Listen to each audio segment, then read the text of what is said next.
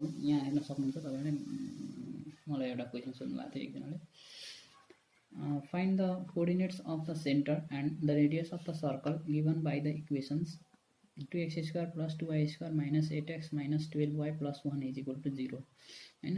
अब यसलाई त डिफ्रेन्ट तरिकाले सल्भ गर्न सकिन्छ हैन, डिफ्रेन्ट तरिकाले सल्भ गर्न सकिन्छ, डिफ्रेन्ट वे छ।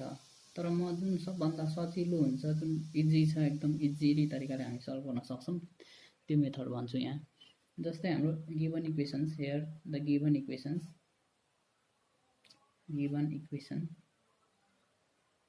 here the given equation is 2x square plus 2y square minus 8x minus 12y plus 1 is equal to 0 यो गिवन इक्वेशन्स हो हैन। अनि एउटा कुरा हामीलाई के थाहा छ भने स्ट्यान्डर्ड इक्वेशन्स अफ सर्कलको स्ट्यान्डर्ड इक्वेशन्स हुन्छ जहिले पनि x square plus y square plus 2gx plus 2fy plus c is equal to 0। यो स्ट्यान्डर्ड इक्वेशन्स अफ सर्कल हो है, यो हामीलाई थाहा हुनुपर्छ। स्ट्यान्डर्ड इक्वेसन सर्कलको स्ट्यान्डर्ड फर्ममा इक्वेशन्स भनेको यो हुन्छ जहिले पनि x square plus y square plus 2gx plus 2fy plus c is equal to 0। त्यसमा g को भ्यालु हुन्छ, f को पनि भ्यालु हुन्छ। g, f अनि c भनेको कन्स्ट्यान्ट हो हैन, जुन जसको भ्यालु हुन्छ केही न केही, जसको भ्यालु हुन्छ। मेन फर्म भनेको यो हो नै हो।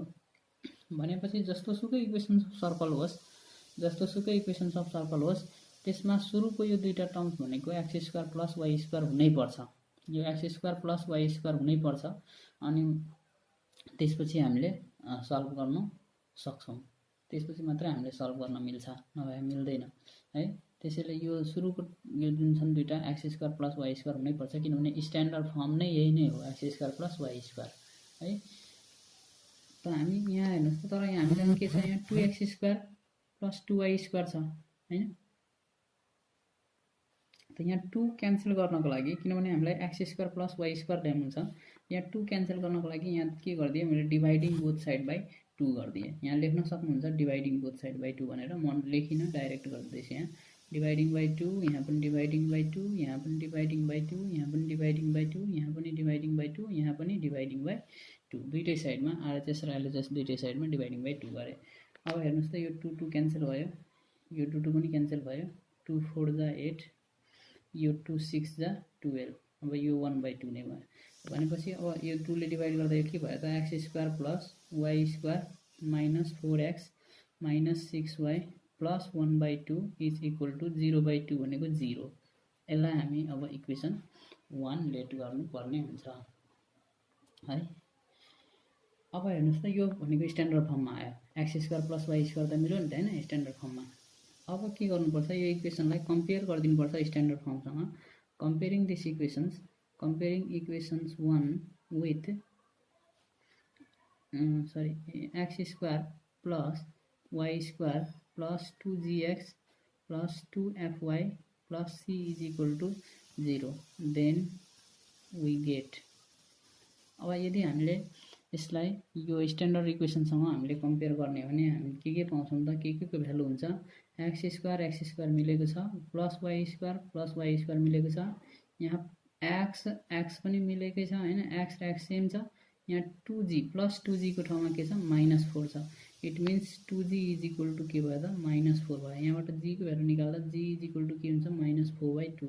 -4/2 भनेको -2 भयो, यो g को भ्यालु भयो। त्यस्तै गरी यहाँ y पनि सेम छ हैन, y मिलेको छ। अब यहाँ कम्पेयर गर्दा 2f को ठाउँमा प्लस 2f को ठाउँमा के छ त, यहाँ -6 छ। प्लस 2f को ठाउँमा -6 छ, therefore we can have here plus 2f is equal to -6 र f को भ्यालु निकाल्दा -6/2 भनेको -3 यसरी। अनि त्यसपछि अब लास्ट c रह्यो हैन, प्लस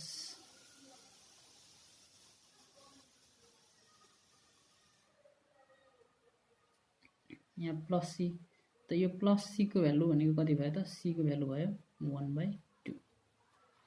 अब हामीले के निकाल्नु पर्ने छ, सेन्टर र रेडियस। त सेन्टर अफ द सर्कलको फर्मुला हुन्छ यो केसमा, सेन्टर अफ सर्कललाई हामी hk ले रिप्रेजेन्ट गर्छौं। hk भनेको हुन्छ -g, -f, यो फर्मुला हो। त माइनस अनि g को भ्यालु कति छ, -2, त -+ +2 भयो हैन, डाइरेक्ट 2 लेख्दा हुन्छ। 2, माइनस एफ भनेको एफको भ्यालु आफै माइनसमा छ, यहाँ माइनस एफ भनेपछि माइनस माइनस प्लस 3 हुन्छ। 2,3 भनेको यसको रेडियसको के भन्छ सेन्टरको कोअर्डिनेट्स भयो। अब रेडियस निकाल्नु पर्ने त रेडियस इज इक्वल टु पनि फर्मुला हुन्छ, radius r is equal to formula हुन्छ root under g square plus f square minus c, यो फर्मुला हो हैन। रुट अन्डर जी भनेको जी को भ्यालु कति छ, जी को भ्यालु त -2 त -2 को स्क्वायर प्लस एफ को भ्यालु कति छ त -3 त -3 को स्क्वायर माइनस सी को भ्यालु कति छ त 1/2 छ। अनि त्यसपछि यसलाई अब सल्भ गर्दा यो कति हुन्छ, -2 को स्क्वायर भनेको 4 प्लस -3 को स्क्वायर भनेको 9 अनि -1/2। यसलाई गरौँ, यसलाई सल्भ गर्दा यो कति हुन्छ 13 माइनस 1/2, यो कति हुन्छ, यो हुन्छ रुट अन्डर 13 टू जा 26 माइनस 1/2, यो हुन्छ root over 25/2 that is equal to 5/√2 unit. That is our answer. बुझ्नुभयो नि हैन। यसलाई सल्भ गरेको छु, अरू केही पनि हैन। यो सल्भ त सिम्पल सल्युसन त जसले पनि बुझ्न सक्नुहुन्छ हैन। सिम्पल सल्युसन हो। 26 माइनस 1 भनेको 25/2, 25 को स्क्वायर रुट भनेको 5 हुन्छ, तर 2 को स्क्वायर रुट हुँदैन, त्यसैले यो रुट भित्रै छ। त 5/√2 unit is the radius of the circle. एकजनाले अप्सनल म्याथको क्वेसन सोध्नु भएको थियो, यो आई थिंक 4 मार्क्सको क्वेसन हो। a प्लस b प्लस यो कन्डिसनल ट्रिग्नोमेट्रीको इफ यहाँ क्वेसन दिएको छ, if a plus b plus c is equal to pi radian then prove that cos 2a plus cos 2b plus cos 2c is equal to minus comma 4 times cos a plus cos a cos b cos c plus 1 भनेर यो prove गर्नुपर्ने हो। ल solve गरौँ, यसलाई कसरी solve गर्ने। जस्तै यहाँ सल्युसन मैले लेखेँ, अनि अब यहाँ केही ठाउँ म छोडिदिन्छु हैन। यहाँ म केही ठाउँ छोडिदिन्छु। यो ठाउँ किन छोड्दैछु भने किनभने मलाई केहीको यहाँ भ्यालु निकाल्नु पर्ने हुन्छ, त्यो म पछि भन्छु, त पछि आफै बुझ्नुहुन्छ हैन। यति ठाउँ छोडिदिन्छु अनि यहाँदेखि स्टार्ट गर्छु। जस्तै यहाँदेखि मैले स्टार्ट गरेँ एलएचएस।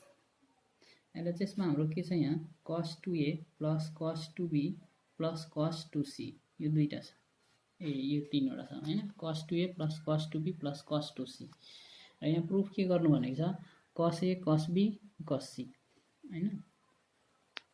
त हामीले एउटा फर्मुला पढेको थियौँ cos c plus cos d। त cos c plus cos d को फर्ममा यो छ हैन। यो दुईटालाई पहिले गरौँ। यो दुईटालाई cos c, यसलाई 2a लाई एकछिनको लागि c मानौँ।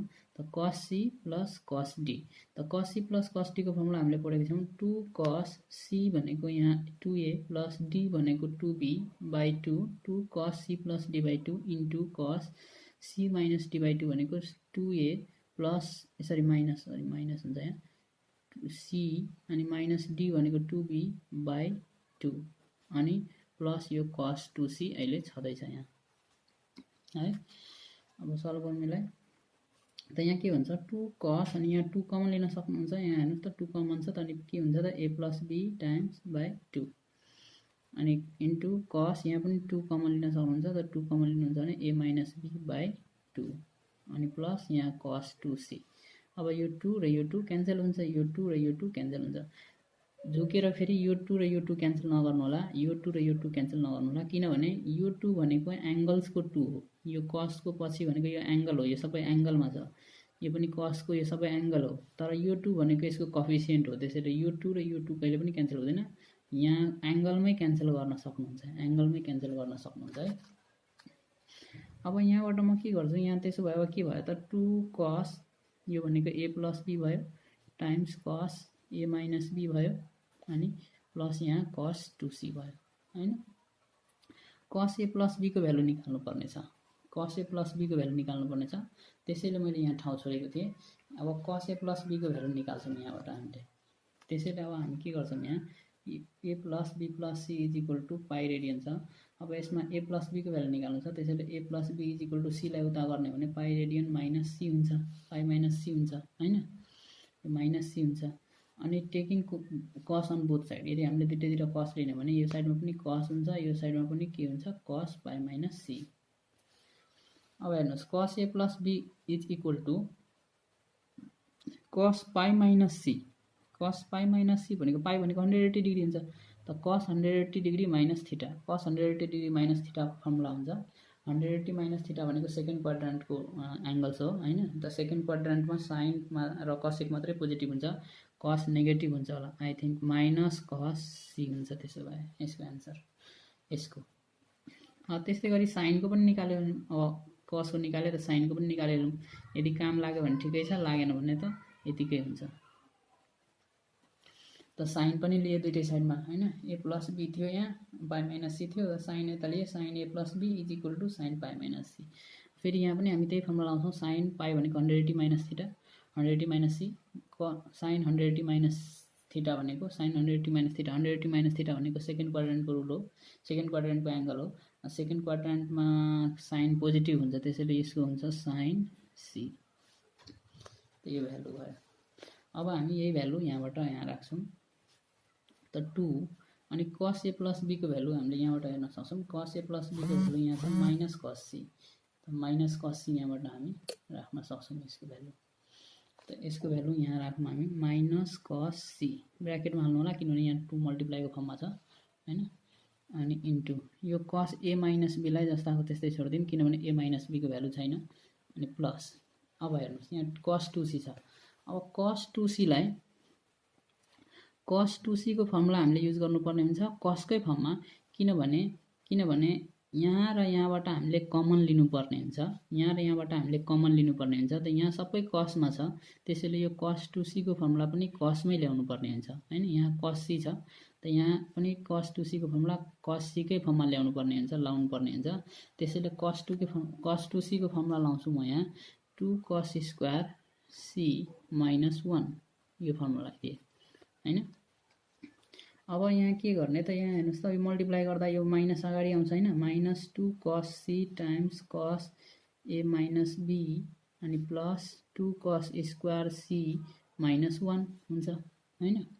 अब यो दुईटा टर्म्समा हेर्नुहोस् त, यहाँदेखि यहाँसम्म यो दुईटामा के कमन छ त, यहाँ यो दुईटामा छ, यहाँ एउटा माइनस 2 कमन छ, एउटा कस सी कमन छ। माइनस 2 कस सी कमन लिने हो भने यहाँ हाम्रो माइनस 2 कस सी कमन लिइसकेको छु भनेपछि अब हामीसँग के रह्यो त, कस ए माइनस बी बाँकी रह्यो। अनि यहाँ भनेको साइन माइनस हुन्छ है, राम्ररी ध्यान दिनु होला, यही मिस्टेक हुन्छ। यहाँ माइनस 2 कस सी कमन लिए, यो दुईटामा माइनस 2 कस सी कमन लिने हो भने यहाँ हामीसँग कस ए माइनस बी बाँकी हुन्छ र यो माइनस प्लस यो माइनस हुन्छ यहाँ। अनि यहाँ 2 पनि लिइसकेको छौँ, दुईटा कस सीबाट एउटा कस सी लिइसकेको छौँ भनेपछि एउटा कस सी यहाँ बाँकी हुन्छ अझै पनि। अनि माइनस यो 1 छँदैछ, यो 1 लाई यता साइडमा लेख्नु होला किनभने यो माइनस 2 कस सी जुन छ त्यो यो दुईटामा मात्रै कमन छ, यो 1 मा छैन कमन, त्यसैले यसलाई सेपरेटली लेखेको छु है। अब यहाँ माइनस 2 कस C times cos A minus be minus, अब फेरि यहाँ माइनस कस सी छ है, माइनस कस सी। त यहाँबाट माइनस कस सी को भ्यालु राख्छु म फेरि पनि यहाँबाट हेर्नुहोस् त, माइनस कस सी को भ्यालु यहाँ के छ plus cos A plus be. यहाँ म के गर्छु माइनस कस सी को ठाउँमा यहाँ माइनस कस सी को value plus cos A plus be राख्छु। यो किन यस्तो राखेँ त्यो पनि भन्छु म, किन यस्तो भ्यालु राखेँ त्यो पनि भन्छु हेर्नु होला। माइनस कस सी को भ्यालु यहाँबाट मैले के गरेँ plus cos A plus be राखेँ है।